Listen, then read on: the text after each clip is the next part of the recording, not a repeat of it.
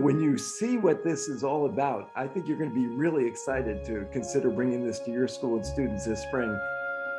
Elise, bring it to life. What is this all about? A lot of times people think a program like this is just for artists or just for animators or just for filmmakers. How could you do this if you're a teacher who doesn't have an art or animation background? We exactly designed it so that you don't have to, right? What you need in terms of the content and the inspiration is there. And as an educator, you're there to support your students from all of the talents and expertise that you have. It does not need to be art or film or animation. Jorge, your experience with your students?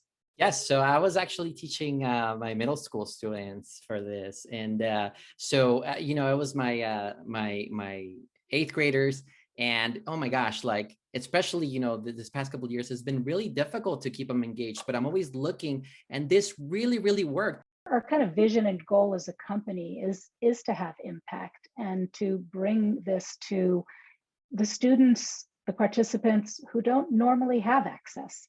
And it's wonderful when you can do that in a classroom in your community. That's fantastic. But is that going to have the impact at the level that we want to have? So that made us think about flexibility. How could this be used in a classroom? How could this be used in an after school? How could it be used homeschool? How could it be used by individuals? Mateo, what about you?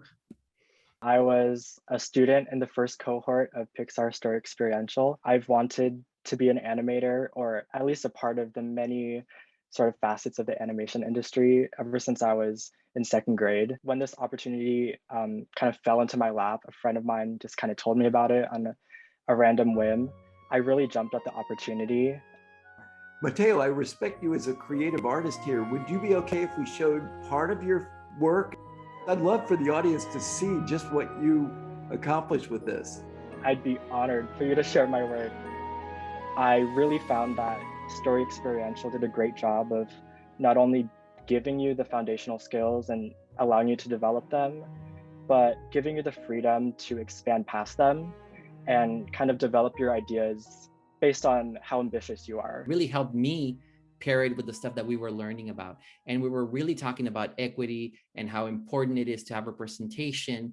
And so when we had the guest speakers talk about their experiences, suddenly the students were connecting the dots. And if they had a guest speaker who like, hey, she's Latina too. And I'm Latina, I could do this.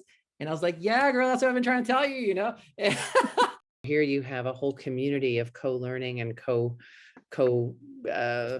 feedback loops. And I think that's much more like the workplace. It's much more like real life. It's much more, it's much more complex in terms of what you have to navigate, but infinitely more freeing. I had students who were failing their classes, but suddenly they found an interest in voiceover work, voice acting, because I had some really strong personalities. Oh my gosh, they jumped at this opportunity. They just couldn't wait to record themselves and to hear themselves. And suddenly they found themselves more engaged in school, and they were improving their grades in other classes as well. I really found Story Xperiential beneficial to professional development, even outside of art, like the interpersonality, just communicating with other groups, learning how to give and receive feedback. All that etiquette is something that can't really be taught in a classroom. Listening and collaboration and confidence of being able to put yourself out there, and problem solving, because often, you think you have it and then you don't. I feel like these skills that come through storytelling and the creative process, whether it's in an animated context like this, are just incredibly translatable. These students are getting good at something that is a very marketable skill.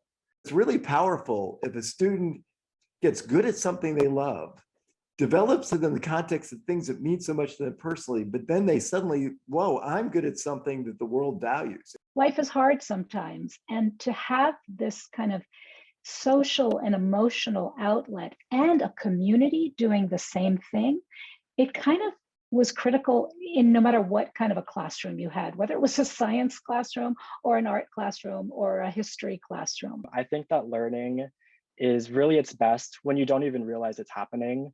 It just comes really naturally.